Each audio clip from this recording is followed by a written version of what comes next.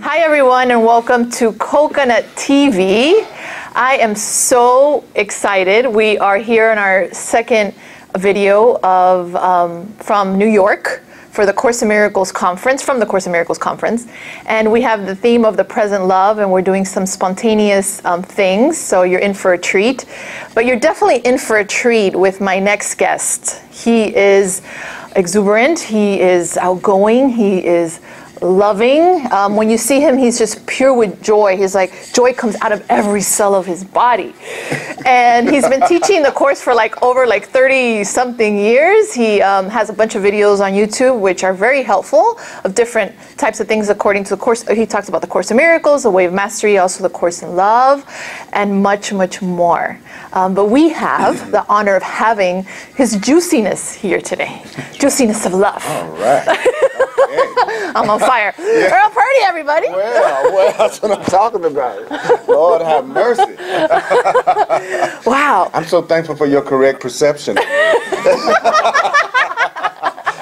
It's very correct. Yes, this is correct perception I'm listening to right now. Yeah, absolutely. Yeah. It's good to see you again. It's good to see you. Yeah, we had a great interview in Chicago when we had the last conference, and I'm so thankful and grateful to have you back. It's hard to believe it's been 2 years. That was really fast. Yes. Yeah.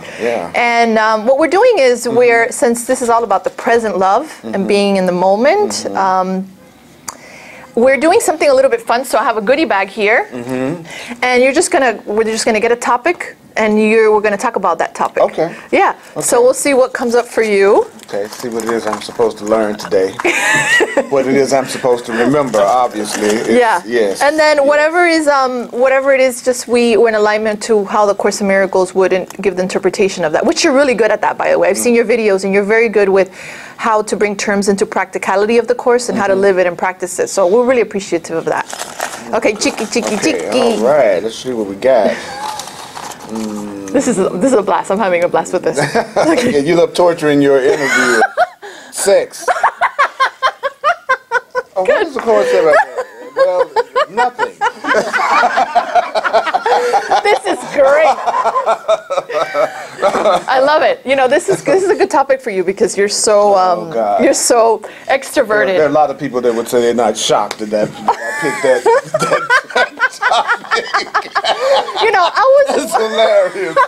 I was wondering who was going to get it. I was wondering if it was going to be Gary Renard getting sex. And I said it's either Gary Renard or Earl Purdy, and they would both be awesome doing this. That's funny. I think it would be good because it's an alignment to that we're not a body. Yes. And I think that, of course, actually doesn't say anything about sex specifically, but you can relate a lot of themes to it because I think a lot of people suffer thinking they're in the body, and they look for gratification and love sometimes in that, in sex, in relationship. Right.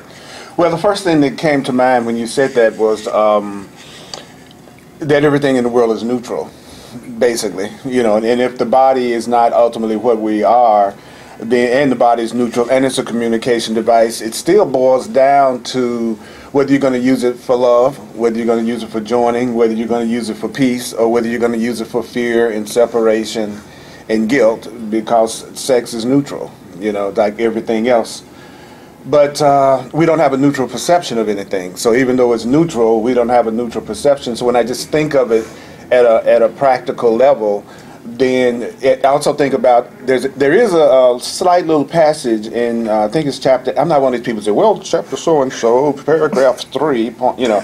But anyway, in chapter 18, it talked about how we want to use certain body parts to act out a little special form of fear. Oh, okay. You know, and it's a way of judging whether or not we want to act out certain forms of fear. And so I really feel like I said, it's not basically it's the same thing, that sex can either be used as a medium of joining or a way of separation. Ultimately, at a physical level, it's an illusion because the body doesn't ultimately last. And my impression of what the Course teaches about what's real is what's eternal and what's constant and what's always there. And sex, as we generally think of it, is related to the body, which is temporary anyway. So I just feel like a lot of times it's used more than anything else as a symbol of specialness, is what I noticed about the idea of sex among people. is that it becomes the significant, it signifies how real the love is. I think it's being totally misperceived in that way, and that if you love me, then you're only going to be sexual with me, and I'm the only one that experiences your body, and you experience mine. So it's in a sense a form of setting ourselves apart in order to get that specialness that we really want, and really it's neutral. I also feel that course students or people that are spiritual would maybe feel guilty sometimes about this word sex. Like, if I have sex, I feel guilty, or... Right. Well, that's one of the big things that I many times will mention things that people tend not to mention. I noticed that in many spiritual groups that people tend not to talk about sex and money, which are the two things that most people are concerned about, or what they use as defenses against the truth to forget who they really are, because they get so focused in on that and forget that they're really sustained by the love of God, and that everything we have comes only from God. And so so when I think about that, again, it can be used as something to help me wake up or something to help me go to sleep. But at the same time, it's also a great ego, how should I put it? An ego instrument to kind of manipulate you. Well, yes, because people put so much value on it, and then they make themselves feel so guilty about it. So to me, it's a great way to identify with separation, to get yourself believing that you are just a separate body, because that's the purpose of guilt. And then the ego is the part of our mind that wants to be separate, and it needs conflict, and it needs fear, and it needs guilt in order to even appear to exist and be real. So I think a lot of times sex is used as ego food. Very much so. I feel too. Yeah. Yes. It's like it means. It's almost like it means to me, and it seems like it almost means too much. It's given too much meaning as opposed to being seen as another means of recognizing the truth. If you give it to the Holy Spirit and you ask for the correct perception of it. And so that's basically my perception of sex. Yeah. And that it can be incredibly, it can be used as an incredibly cool, enjoyable, pleasurable way to experience your sense of being in a physical body. Also, I'm not one of these people that acting like, well, you're spiritual now, so you really can't enjoy a good, hot, juicy orgasm at the level of illusion, because, you think right now you think you are. And so it's like, for me anyway, it's the one time I lose my sense of separation, and in the past, it's been the one time I've lost my friggin' mind. This is amazing. This is going to get a lot of hits, this one. Yes, Earl Purdy and Sex is the title, and everybody will be like, what is going on there? Good. Well, going forward, like with people, maybe, I feel that, again, a lot of people suffer with this sex and guilt, and also people that have addictions even to porn, and they're looking for to be fulfilled something outside and all these things. So just to the practicality of the course of how maybe this could be helpful, this video of people that have maybe a sex addiction or are looking at sex as a way to fill them in some way and to complete them. Right. And I also feel like, again, since it's not really... I feel like the ego part of the mind, again, the part that wants to be separate from God, to make us think we're separate from God, needs that sense of guilt, right? So I really believe that it's the guilt that they're more attracted to than the actual sex. That it just becomes a means to increase that sense of separation and that sense of guilt, too. And many times I feel, too, that many people who have issues around sexuality in their physical body, in their sensuality, are attracted to the Course in Miracles, because by saying I'm not a body and it's an illusion, it can be a great way to hide your discomfort and your dysfunction around that by couching it into, well, I'm not a body, so why should I be interested in that or think about that or talk about that anyway? So sometimes I feel that people are fearful of that level of physical joining.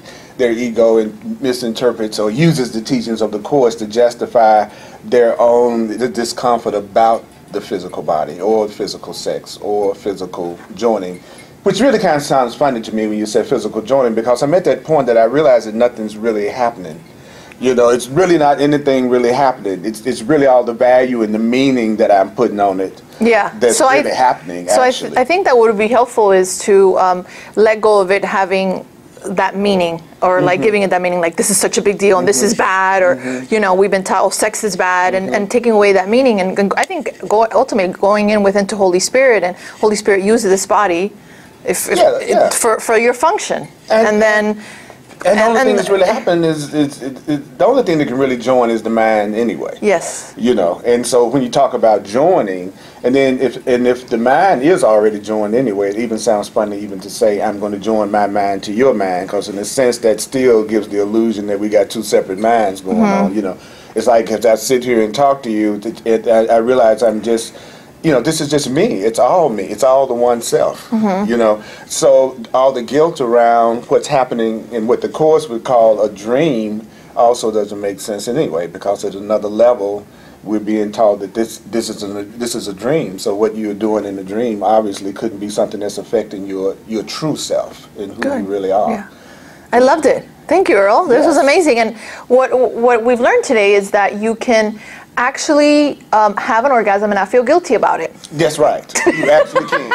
Orgasms are neutral. Yeah, so they're neutral. They're totally in completeness. And the next time you have one, go, wow, that was an awesome neutral orgasm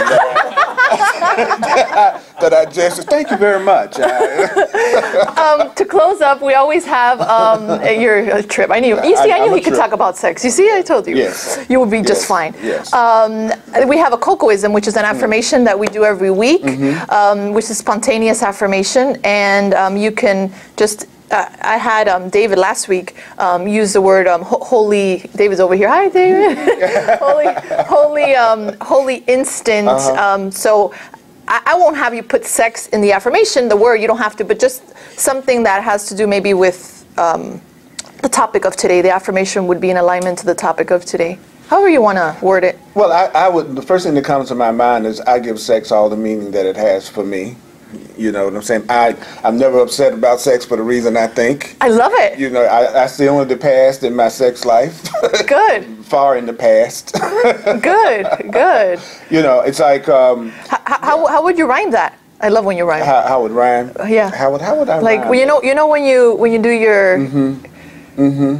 How would I rhyme sex? That's interesting. How would I do that? Well, you know how we did the rapping. I like it. I could do it with you. You could do it with me. Yeah. How is it? No, the rap. Oh, this is going to be a much more. It's going to be a much more gratifying interview than I could have ever.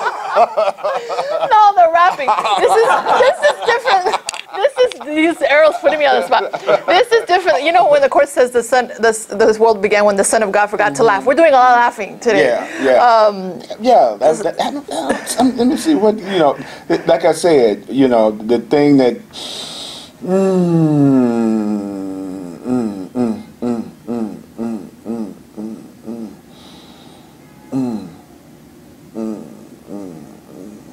Truth will correct all sexual errors in my mind. It's right. Truth will correct all sexual errors in my mind. That's right. Yes. Truth will correct all sexual errors in my mind. Because all the errors and the fear and misperceptions around it is in my mind. Beautiful. So I want to focus on it specifically in that way, and eventually I'll be able to generalize it and apply that to other areas of my life. Beautiful. Yes. Very well said, Earl. Thank you for having. Oh, thank you. Thank you for being on Coconut TV. Well, I want to thank you again too. It's amazing. You go way beyond the normal range of an interview and what you offer to the people that you talk to. I'm impressed. Ratings will go up. Really. Let alone how many people want to have interviews. Thank you so much, you Earl. Are welcome. You were amazing. You were very truly helpful. Thank you. Thank you. All right, everyone. Thank you so much for joining us this week on Coconut TV. Join us next week. We're going to have another amazing interview with another teacher with another hot topic. So see you next week.